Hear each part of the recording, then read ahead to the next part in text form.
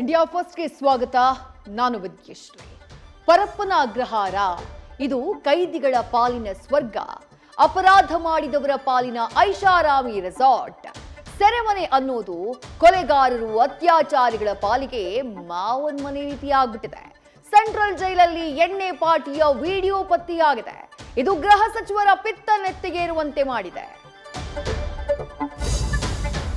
RSS ಶತಮಾನದ ಇತಿಹಾಸ ಹೊಂದಿರುವಂತಹ ಸಂಘಟನೆ. ಆದರೆ ಸಂಘ ನೋಂದಣಿಯಾಗಿಲ್ಲಬೇಕೇ ಅಂತ ಪ್ರಶ್ನೆ ಎತ್ತಿದ್ದವರಿಗೆ ಮೋಹನ್ ಭಾಗವತ್ ಉತ್ತರಿಸಿದ್ದಾರೆ.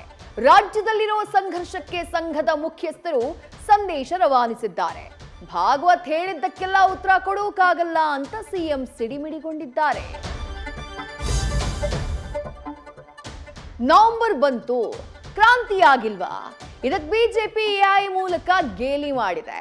ಕ್ರಾಂತಿಯೆಲ್ಲ ಭ್ರಾಂತಿ ಅಂತ ನೋಚೆ ನವೆಂಬರ್ ಅಂತ ಎಐ ಮೂಲಕ ಡಿಕೆ ಶಿವಕುಮಾರ್ ಕಾಲೆಳೆದಿದೆ. ಕೂಡ್ಲಿಗಿಗೆ ಸಿಎಂ ಡಿಸಿಎಂ ಪ್ರತ್ಯೇಕ ಪ್ರಯಾಣ ಕೌತುಕ ಹುಟ್ಟಿಸಿದೆ. ಗ್ಯಾರಂಟಿ ಹೊಗಳ್ತಾ ಸಿಎಂ ಡಿಸಿಎಂ ಬಿಜೆಪಿಗೆ ಟಕ್ಕರ್ ಕೊಟ್ಟಿದ್ದಾರೆ.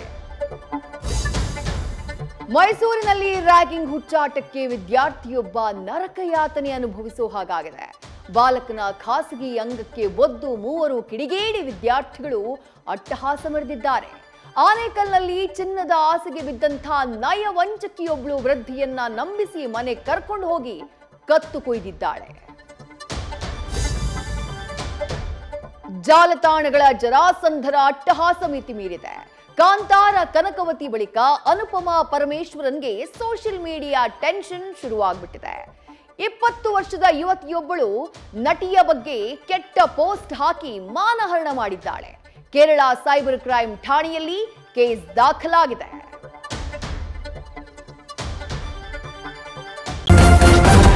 ನ್ಯೂಸ್ ಫಸ್ಟ್ ನಿರ್ಭೀತಿಯಿಂದ ನಿಮ್ಮ ಪರವಾಗಿ.